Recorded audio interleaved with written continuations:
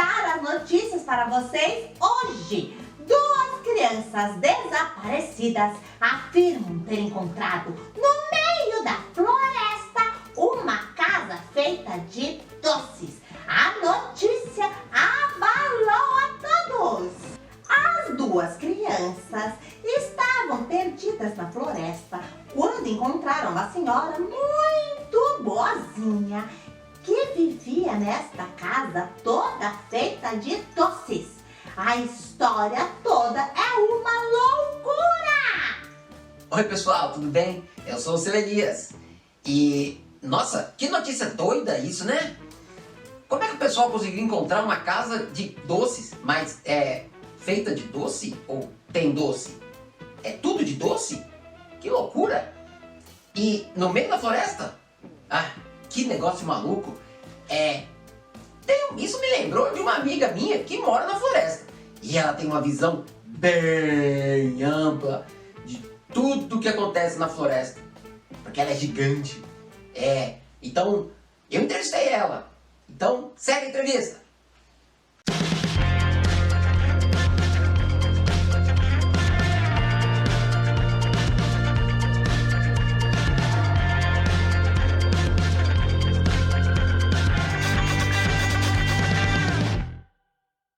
Boa noite, pessoal. Ou bom dia, ou boa tarde, não sei. Enfim, sejam bem-vindos a mais um Seu Elias Entrevista. Então hoje nós vamos receber a árvore, né? A Angeline Vermelho. Entre! Seu Elias, que emoção estar aqui! É muito bom receber você também. Ai, seu Elias, eu moro aqui na Floresta Estadual do Paru, no estado do Pará, aqui no Brasil! Oh, que legal! Então, dona Angeline, me falaram que você é a maior árvore do Brasil. E qual que é a sua altura? Ai, que bom que você notou! Eu tenho 88 metros de altura. Eu sou maior do que o Cristo Redentor! Seríssimo! E as minhas vizinhas todas são árvores gigantes! Legal! E outra coisa, dona Angeline, qual que é a largura do seu tronco? Nossa, é muito difícil de me abraçar, porque eu tenho 5,5 metros de diâmetro. Ô, dona Angeline, a gente sabe que a árvore, além de muito bonita, de deixar os ambientes muito bonitos, a floresta, comprar floresta, fica muito legal. Mas qual é a função da árvore? Qual é a minha função? O senhor não sabe? Eu queria saber, na verdade eu sei. Eu queria que você contasse pra todo mundo. Bem, a minha função é dar abrigo para muitos seres vivos, muitos animais, insetos, aves, roedores. Macaco também? Também! E também forneço alimento, como você sabe, com as minhas frutas, flores, folhas. Ah, legal. Ah, mas não é só isso. Eu também evito a erosão do solo. Ah, isso é importante. Eu evito que a terra se parta. Sabe, nós árvores também capturamos o gás carbônico, que faz mal para vocês humanos. E nós somos grandes reservatórios de gás carbônico. Ah, é muito bom. Além de fornecermos sombra para vocês, também ajudamos a deixar o ar mais úmido. Porque liberamos uma grande quantidade de água no ar. Uma pergunta. O que você come? Eu me alimento da água que eu retiro do solo e da luz do sol. Mas não é da boca, né? Ah, não. Apesar de ter boca, eu não mordo. Eu absorvo a luz do sol e aí me alimento do gás carbônico do ar. E sabe, eu libero oxigênio no ar para vocês humanos respirarem bem. Isso é muito bom. Então, pessoal, essa foi a nossa breve entrevista com a dona Angeline Vermelho, a maior árvore do Brasil. Obrigada, seu Elias! Vira, foi uma honra. Obrigada, plantem árvores, cuidem da floresta. A gente vai plantar sim. Ha. Tchau, pessoal! Tchau, pessoal. Esse foi mais um Seu Elias Entrevista. Até o próximo. Tchau! Qual é da música? Cabeça, ombro, joelho e pé. Cabeça, ombro, joelho e pé. Cabeça, ombro, joelho e pé. Essa música é pra eu fazer em academia. Ela é agressiva, né? Como é que eu vou alcançar meu pé aqui? Dói minhas costas. Não é música pra se ouvir.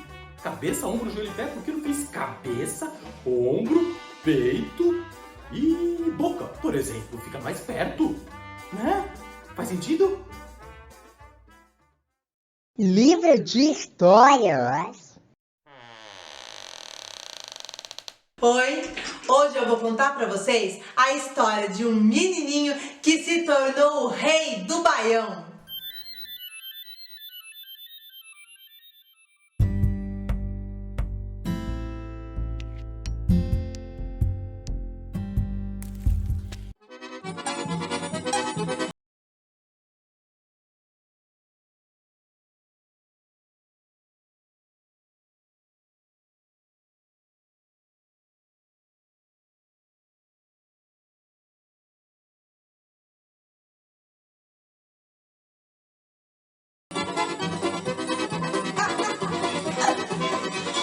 Você já conhecia esse ritmo? Esse ritmo é um baião. E esse menininho aqui se tornou o rei do baião. O nome dele é Luiz Gonzaga. Ele nasceu em 1912 em Pernambuco, aqui no Brasil. Ele foi uma criança muito alegre e ele adorava música, porque o pai dele tocava nas festas e nas casas da região onde ele morava. E o Luiz ajudava o pai tocando zabumba. Você sabe o que é zabumba? Zabumba é esse instrumento aqui. Legal, né? O Luiz Gonzaga tocava esse instrumento para ajudar os pais nas festas. E ele adorava, ele começou a se apaixonar por música. Ele cresceu um pouquinho e foi para o exército. E lá no exército, ele recebeu a função de corneteiro. Você sabe o que é um corneteiro? Corneteiro é um homem que toca corneta, esse instrumento aqui. Ele tocava a corneta para mandar sinais e ordens para o batalhão do exército. Legal, né? Essa maneira de comunicação do exército, não é legal?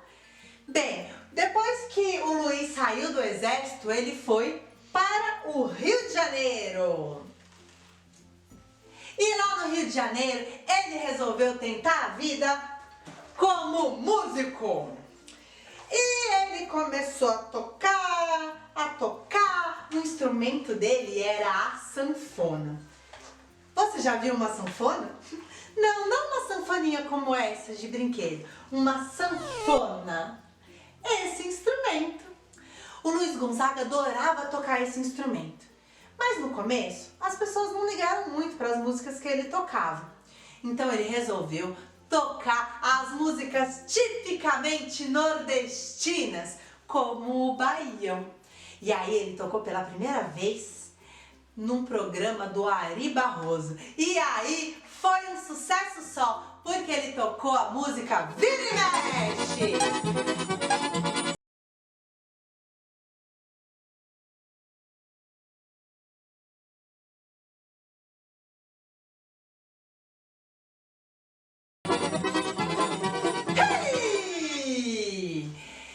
Ele fez muito sucesso, porque as pessoas ficaram apaixonadas pelo ritmo e ainda mais por ser um ritmo brasileiro. As pessoas que estavam fora da sua cidade gostavam de ouvir o baião para lembrar do seu lugar de nascimento no Nordeste. Quem não era nordestino adorava ouvir aquele ritmo contagiante. E o Luiz Gonzaga começou a falar sobre as tristezas e as alegrias do Nordeste nas suas músicas. Como nessa música aqui, ó, Asa Branca. É uma música um tanto triste, mas tá ouvindo? É tão bonita, tem uns versos tão bonitos, um ritmo tão gostoso. E também as músicas alegres, como a Vira e Mexe, que a gente já ouviu aqui. Sabe, o Luiz Gonzaga teve um filho que também se tornou músico, o Gonzaguinha, mas eu conto a história dele outro dia, tá bom? Sabe o que essa história do Luiz Gonzaga ensina pra gente? Que a gente tem que se orgulhar das nossas raízes, mostrá-las pro mundo, contar a nossa história. A sua história é importante. Ah, eu tenho uma foto do Luiz Gonzaga bem aqui. Um homem incrível, não é? Um grande músico. Até a próxima! A casa era realmente toda feita de doces. Os telhados, a cerca de biscoitos, de chocolate, de cajuzinho, toda feita de doces. Então aconteceu uma tragédia. Uma tragédia. Começou a chover. E como todos sabem, doce na chuva, derreteu tudo. Ai. Nossa, mas que notícia triste essa casa ter sofrido assim com a chuva. Que pena. Mas a gente conseguiu uma entrevista exclusiva com a senhora que vive nessa casa. E vamos para a entrevista. Vocês acreditam que as minhas coisas, toda a minha casa, feita de doces, deu um trabalhão pra fazer. Tive que mexer com chocolate, mexer com docinhos, biscoitos. Ai, os biscoitos não aguentaram aquela chuva. Choveu, molhou o biscoito, ficou mole. Ai, que horror! Que horror, meu Deus!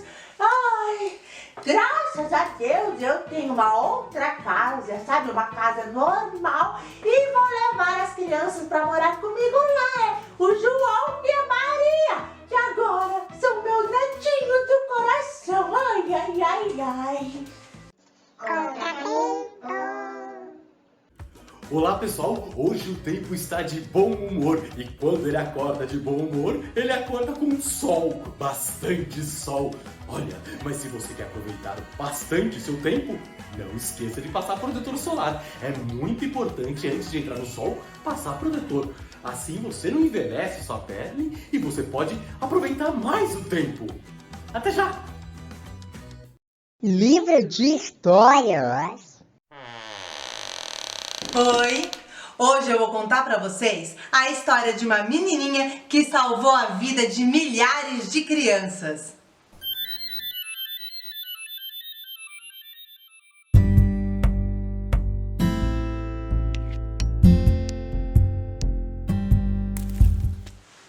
Essa menininha aqui se chama Zilda Arnes. Ela nasceu em 1934 em Santa Catarina, aqui no Brasil. E a Zilda Arnes foi uma médica pediatra. Você sabe o que é pediatra? Pediatra é um médico especializado em cuidar da saúde de crianças. E a Zilda Arnes, quando tinha assim uns 20 anos, se casou e teve 6 filhos. 1, 2, 3, 4, 5, 6. 6 filhos. E ela se formou em medicina.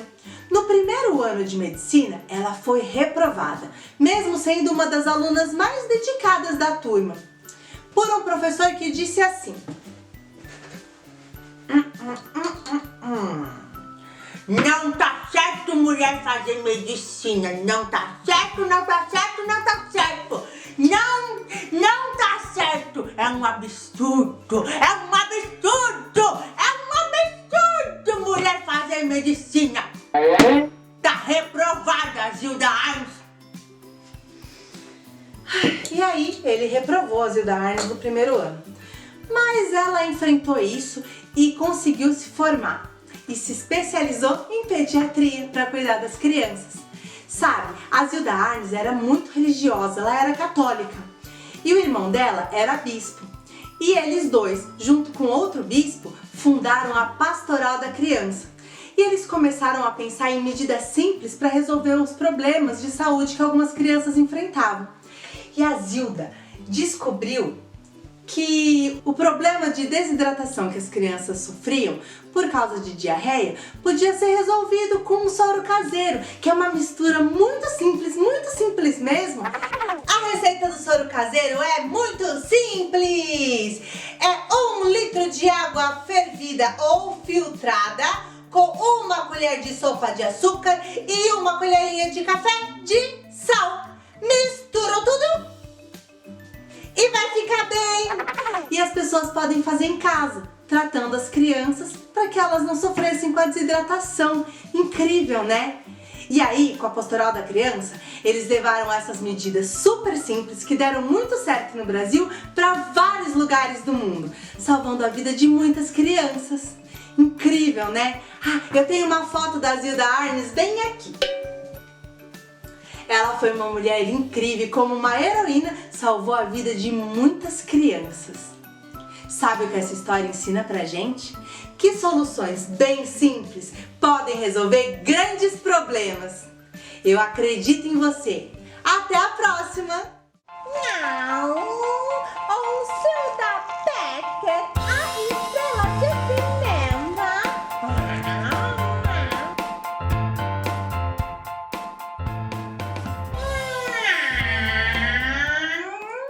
Eu sou a Zilda Pecker, a estrela de cinema, e vim contar pra vocês a história do meu amigo Boto Cor-de-Rosa.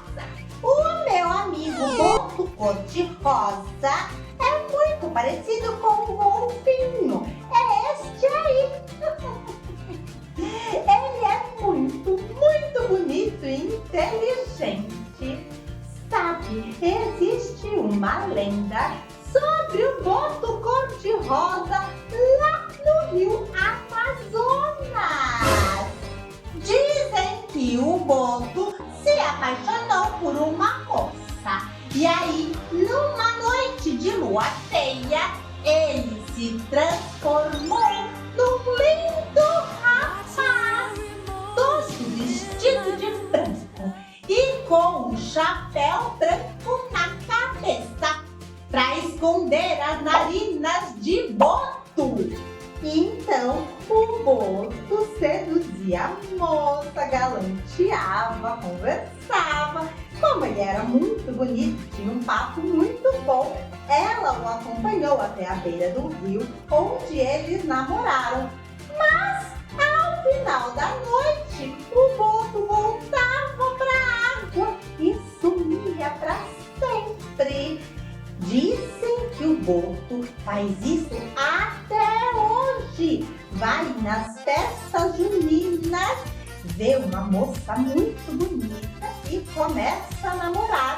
E aí, quando o encanto acaba, ele volta pro rio, volta a ser Boto e nunca mais vê a moça bonita. A grande questão é que as moças ficavam grávidas e daí vinha a expressão filho do Boto. Porque o Boto ia embora e a criança nunca veria o pai. Ai. Mas vocês sabem que o meu amigo Boto está com outros problemas. Acontece que ele corre um sério perigo. Devido à caça ilegal dos botos, muitos botos têm morrido. E por isso ele precisa da ajuda de vocês. O Boto Cor-de-Rosa é um animal lindo, todo rosadinho, parece um golfinho e é muito inteligente. Para ajudar o Boto, nós precisamos parar de comprar um peixe chamado piracatinga. O o boto é usado na caça do piracatinga. Por isso, nós precisamos parar de consumir este peixe, já que ele é pescado de maneira ilegal. Ai, ai, ai, ai, ai. Qual é da música? Fui morar numa casinha infestada de cupim, pim, pim. Saiu de lá, uma lagartixa, olhou pra mim e fez assim. Sai pra lá, lagartixa, já fui morar numa casinha cheia de cupim. Ainda tem uma lagartixa atrevida que faz assim. Não, eu não vou morar mais lá não. Pra quê? Já tem cupim, lagartixa, tá mal educada? Ah, não quero não. Faz sentido? Livro de histórias. Oi! Hoje eu vou contar pra vocês a história de uma menininha que se tornou uma das maiores escritoras de livros infantis do Brasil.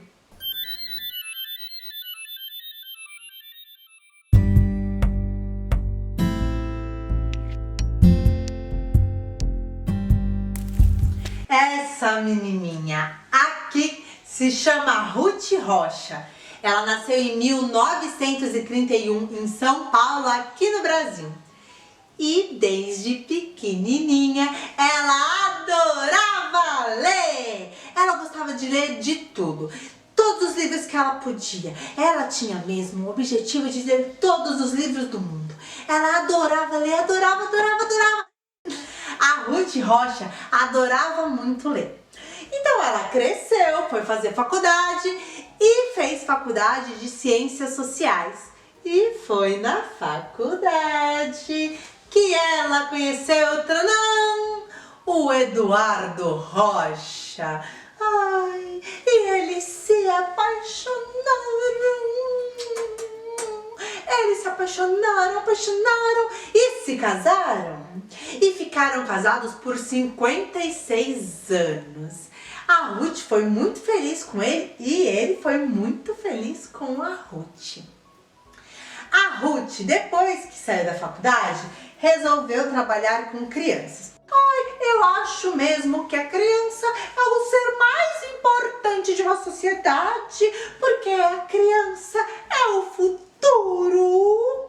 E acho também que a escola é a coisa mais importante para um país. Porque um país que se preocupa com a escola está cuidando do futuro. Como é classe? Do futuro. Do futuro. A Ruth adorava muito as crianças. Ela começou a escrever textos para uma revista sobre educação. E depois ela começou a escrever livros para as crianças. Legal, né? Mas algumas pessoas achavam que isso era bobagem. Essas pessoas diziam assim: ora. Mas escrever livros para crianças? Ai, que bobagem. Ruth, pare com isso, Ruth. Escrever livros para crianças é uma grande perda de tempo. Veja bem, Ruth. A criança, Ruth, é uma linguagem banal. É uma bobagem escrever livros para criança. Ruth, você pode mais do que isso. Livro para criança, Ruth. Livro para criança, sim. E os livros que a Ruth escrevia eram livros alegres e inteligentes. Ela não gostava de tratar as crianças como bobas. Ela gostava de tratar as crianças com respeito e muita inteligência. Sabe, a Ruth Rocha viveu um momento do nosso país que foi muito triste. Um momento muito difícil. Um momento em que as pessoas não podiam dizer o que pensavam, não podiam pensar diferente do governo. Um momento muito difícil, chamado ditadura militar. Mas mesmo com a ditadura militar, A Ruth não deixou de escrever livros. Ela era tão esperta, tão inteligente, que mesmo durante a ditadura, ela escreveu livros falando sobre pequenos ditadores. Você sabe o que é um ditador? Ditador é uma pessoa que dá ordens e exige que essas ordens sejam cumpridas, mesmo que as pessoas não concordem em cumprir essas ordens. Então a Ruth escreveu um livro muito marcante chamado O Reizinho Mandão. E nesse livro ela falava sobre esse momento do que o Brasil passou, mas ela falava de uma maneira que as crianças pudessem entender. Viu como a Ruth gostava de tratar as crianças com muito respeito e inteligência? Sabe o que essa história da Ruth ensina pra gente? Que a gente deve tratar todo mundo com inteligência e respeito. Eu tenho uma foto da Ruth bem aqui. Legal, né? Até a próxima! O programa de hoje, seu Elias, foi realmente incrível! E que furo de reportagem sobre esta casa toda feita de doces. Ai, ai. Cilda, eu adorei esse negócio de casa de doce. Mas eu faria um pouco diferente. O telhado eu não ia fazer de doce, não. Porque, pra chuva não estragar, né? E por hoje é só, pessoal. Valeu! Até a próxima. Tchau, tchau!